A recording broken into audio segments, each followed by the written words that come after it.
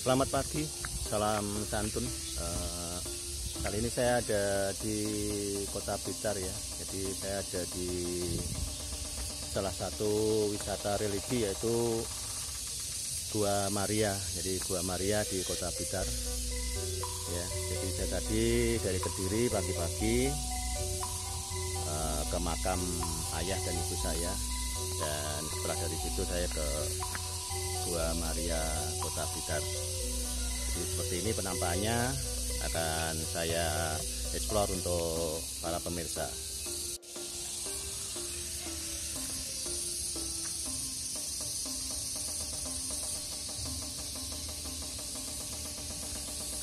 Jadi pintu gerbangnya seperti ini, parkirannya luas ya. Itu untuk parkir roda 4, dan di sini parkir roda 2. Cuman aja sepi karena juga masih di pandemi COVID ya. Mohon maaf ini kalau gambarnya goyang karena saya sambil berjalan ya. Ini ada tulisan-tulisan ya.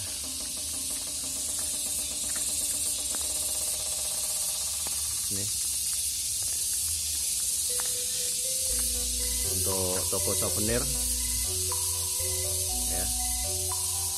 Jadi cukup luas di sini untuk parkirnya, parkir mobil dan parkir sepeda motor.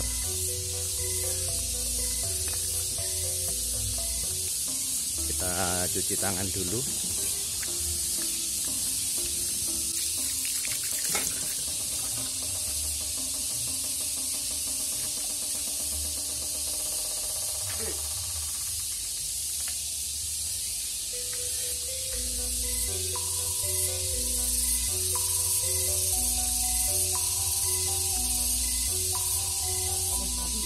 Ya, ini saya akan turun untuk melihat lokasi yang ada, yaitu ada tempat air suci. Ya, air suci pendopo Gua Maria, dan untuk lokasinya Jalan Salib.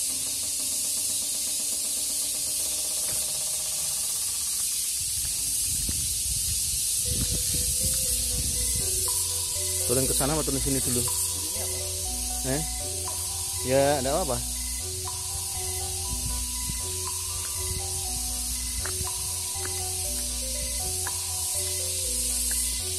Enak situasinya di sini.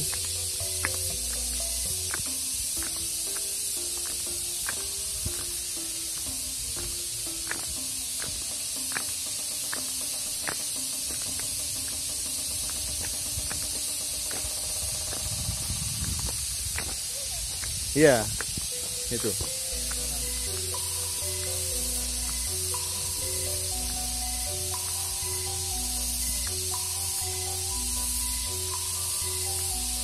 Ini lokasi tempat air suci ya. Jadi, tapi air sucinya tidak tersedia. Biasanya ada air sucinya mungkin di dalam sini. Jadi ini ada pintu untuk ambil air suci. Ini Gua Marianya.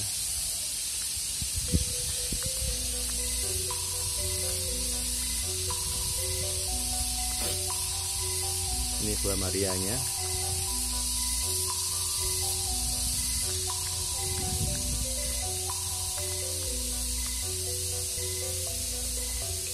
Dan saya akan coba masuk ya, untuk sejenak berdoa memohon pada Allah melalui Ibu Bunda Maria ya.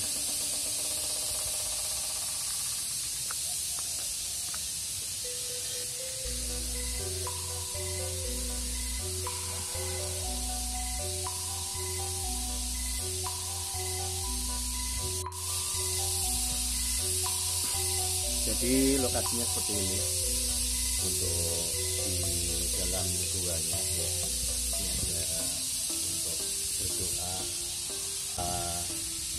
memohon kepada Allah. di surga. Apa yang kita inginkan, ucap syukur dengan hati tulus bisa disampaikan di tempat ini.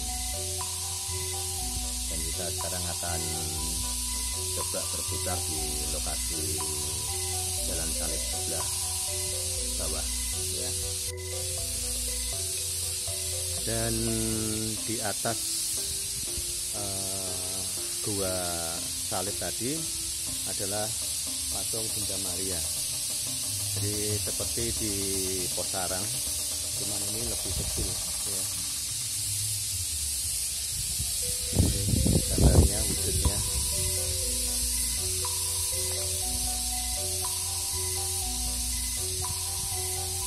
Jadi untuk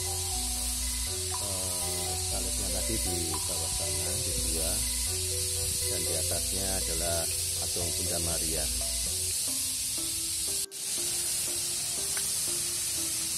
Lokasinya cukup luas, terbelah sungai ya, terbelah sama sungai ini. Jadi seperti di tempat Posarang itu juga di dalam areanya ada sungai besar seperti ini. Cuman sayang sungainya nggak begitu terawat ya, jadi agak kotor. Ini juga longsor ya, mungkin karena hujan yang deras dia longsor. Ini ada pendapa, jadi ini ada aula atau pendopo ya kalau kita sebut.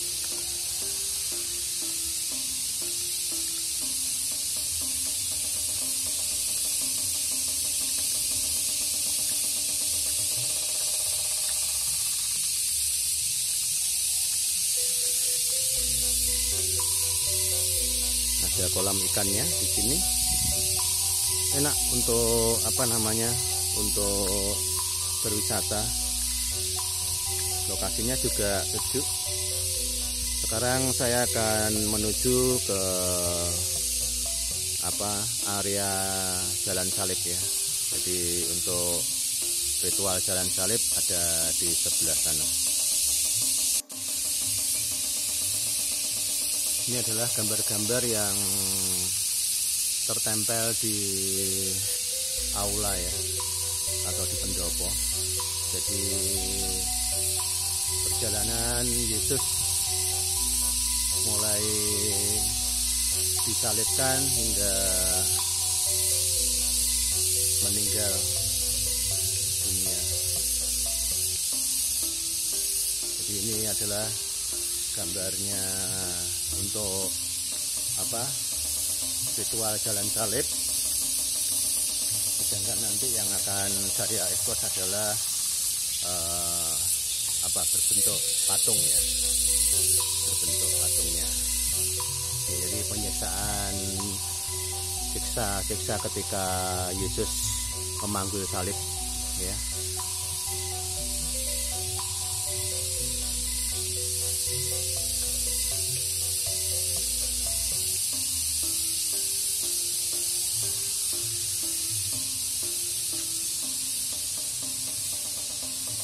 Dan sekarang kita akan ke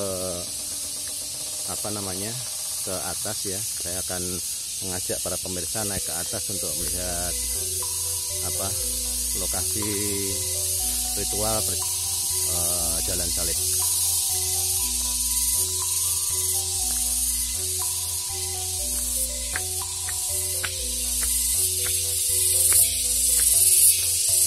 Ini saya menaiki tangga masuki tempat perayaan atau ritual Jalan Salib.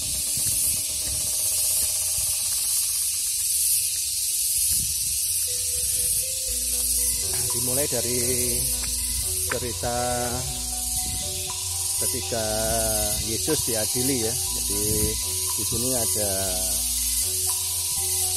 para raja dan petugas kerajaan ketika mengadili Yesus. Jadi di sini ada tulisannya Yesus dijatuhi hukuman mati, perhentian pertama. Jadi perhentian pertama atau cerita pertama di mana Yesus diadili untuk dijatuhi hukuman mati. Kita akan menuju ke perjalanan atau perhentian kedua.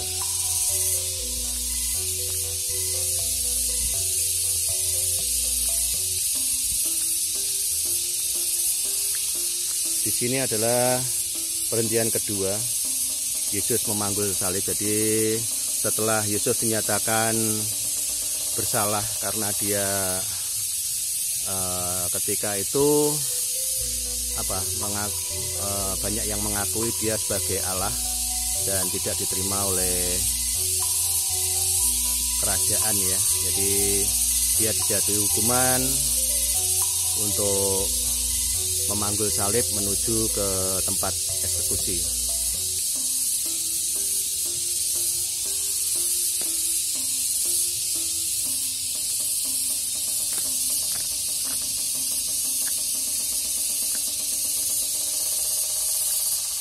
Perhentian ketiga. Jadi Yesus jatuh untuk pertama kalinya. Di dalam perjalanannya menuju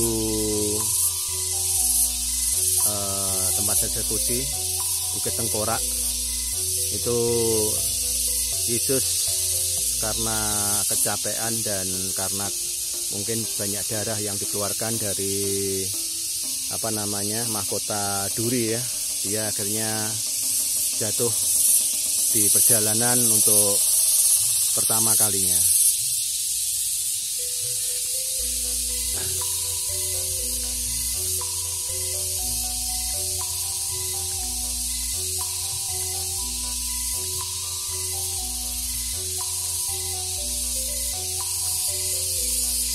Dan selanjutnya adalah perhentian keempat di mana Yesus bertemu dengan ibunya yaitu Bunda Maria. Jadi dalam perjalanan menuju Bukit Tengkorak, beliau ketemu dengan Ibu Maria. Dan di sini adalah ketika Yesus ditolong oleh Simon dari Kirene untuk membawakan atau memanggul salibnya ya, karena waktu itu Yesus sudah kehabisan tenaga untuk memanggul salib menuju ke Bukit Tengkorak.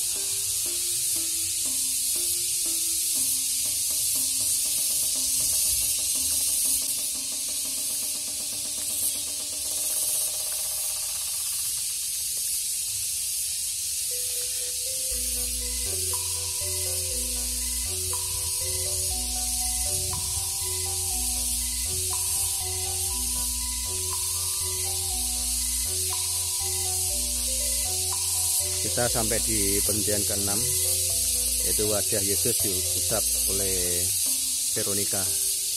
Dan di sini wajah itu tergambar di secarik kain ya. Jadi selembar kain itu setelah diusap di wajah Yesus karena wajahnya penuh darah, kain itu tergambar wajah dari Yesus Kristus.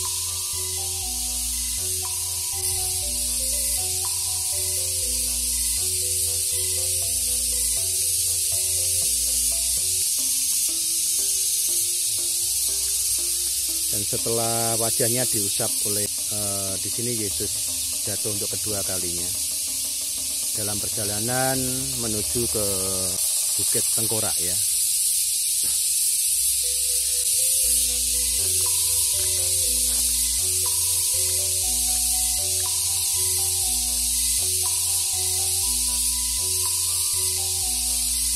Jadi dalam perjalanannya Yesus yang sudah sengsara memanggul kayu salib, dia masih bisa memberikan penghiburan pada para wanita atau para ibu-ibu yang datang kepadanya.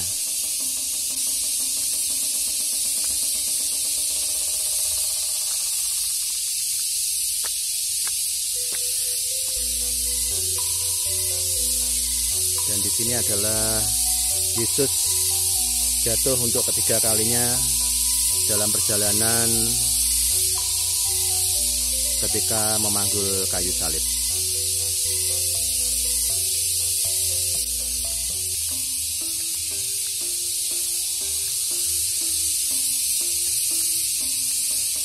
Dan mulailah saatnya Yesus ditanggalkan atau dilucuti pakaiannya untuk dibaringkan di atas kayu salib ini, untuk kemudian dilakukan pemakuan atau tangannya dipaku ya sama kakinya, untuk nantinya dia diberdirikan dan tetap menggantung di kayu salib.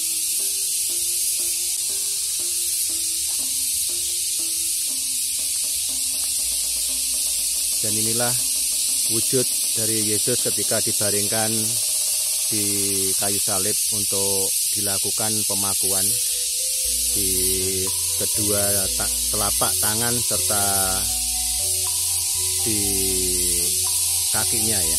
Jadi di kaki itu. Ini ada terlihat benjolan. Nah ini benjolan ini adalah pakunya.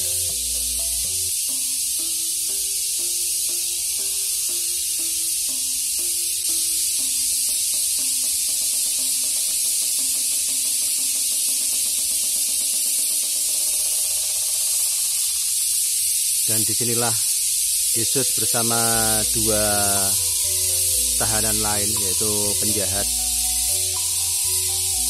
disalibkan di atas bukit. Dan dimana ketika itu salah satu dari penjahat ini memohon untuk dan percaya bahwa Yesus akan naik ke surga. Dia ingin ikut bersama Yesus di sana.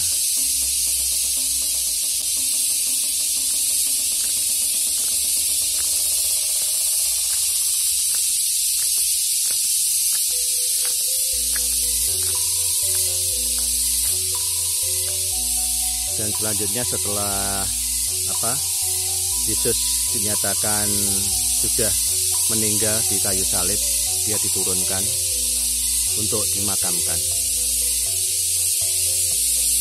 Disinilah Yesus berkata, dalam tanganmu kuserahkan nyawaku.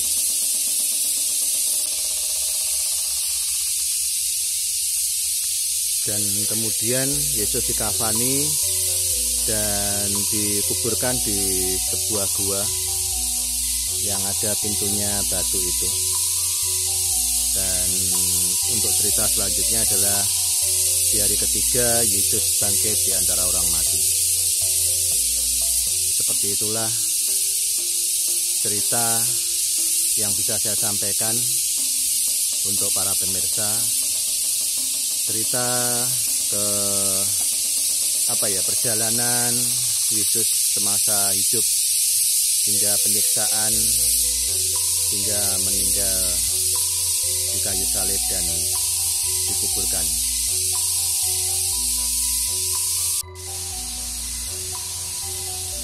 Dan ini adalah di sebelah sisi lain dari video yang saya perlihatkan tadi. Kalau ini adalah poster atau gambarnya, kalau yang tadi adalah wujud patungnya. Jadi sama-sama ini adalah cerita penyiksaan Yesus hingga disalibkan dan dikuburkan, yang sekarang menjadi tradisi, yaitu jalan salib.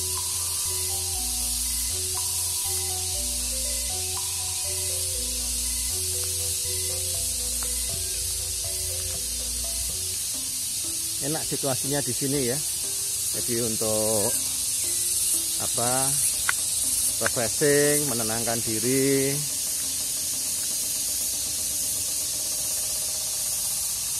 Nih juga ada toiletnya kalau di sini. Dan sekarang kan saya akan Oh iya. air suci.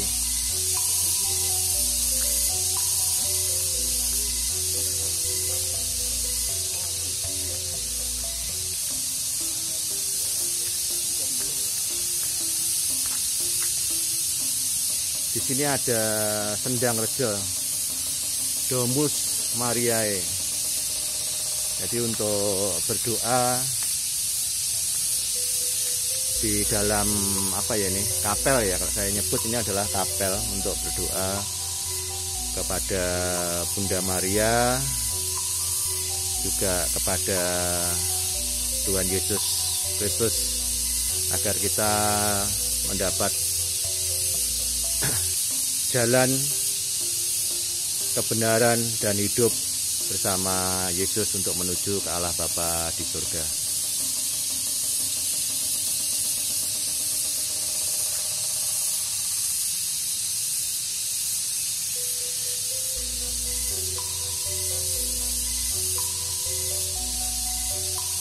Ini sekarang saya berada di belakangnya tempat air suci tadi ya. Dan kerannya di sini untuk ambil air suci, bisa langsung diminum juga, bisa dibawa pulang kalau mau bawa tempat ya. Jadi kalau para pengunjung membawa jerigen atau botol aqua bisa diisi dengan air suci ini dan boleh dibawa pulang. Ini adalah kerannya untuk cuci muka ya. Jadi kalau mau cuci muka, membasuh muka dengan air suci bisa di sini. Kalau mau mandi juga boleh, karena di situ juga ada untuk mandi air suci. Ya. Jadi mungkin sampai di sini yang bisa saya saya explore untuk pemirsa, semampu saya, sebisa saya mengunjungi Gua Maria di utara Kota Blitar. Jadi dari Kota Blitar atau dari alun-alun itu mungkin ke arah utara sekitar 5-6 kilo, baru para pemirsa bisa menjumpai tempat ini. Jadi kalau yang paling mudah dan paling terkenal itu adalah makam Bung Karno ya. Jadi dari makam Bung Karno Anda ke arah utara terus sekitar 3 kilo. Nanti di kiri jalan ada tanda masuk wisata religi Gua Maria. Terima kasih telah melihat video saya. Salam santun, salam sehat itu perlu. George.